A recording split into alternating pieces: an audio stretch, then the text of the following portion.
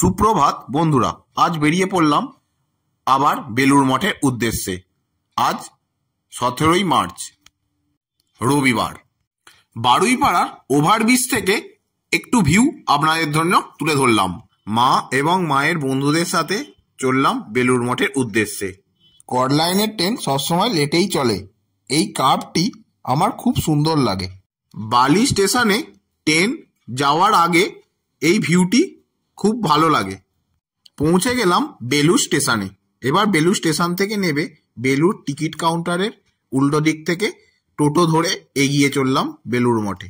টোটো থেকে নেবে এগিয়ে চললাম মঠের মেন দুয়ারের দিকে। এটি রামকৃষ্ণ মিশন বিদ্যা মন্দির। ফুলের বাগানটি খুব ভালো সাজিয়ে রেখেছে।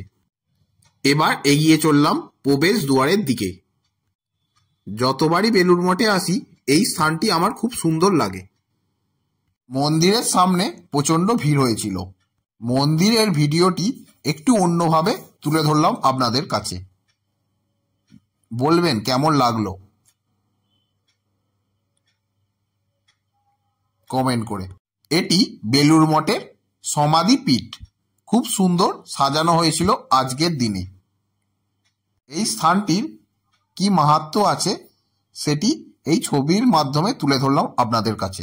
এই স্থানটিতে স্বামী বিবেকানন্দ প্রায়শই বসতে আসতেন এবং এই গাছটি পুরাতন গাছ না হওয়া সত্ত্বেও এই স্থানটির মাহাত্ম্য সবসময় থেকে যাবে এবং এই ছবির মাধ্যমে তুলে ধরলাম আপনাদের কাছে। এই স্থানটি আপনারাও প্রণাম করে নিন আমার সাথে। এই স্থানটিতে এসে পুণ্যার্থীরা স্নান করে শুদ্ধ হন।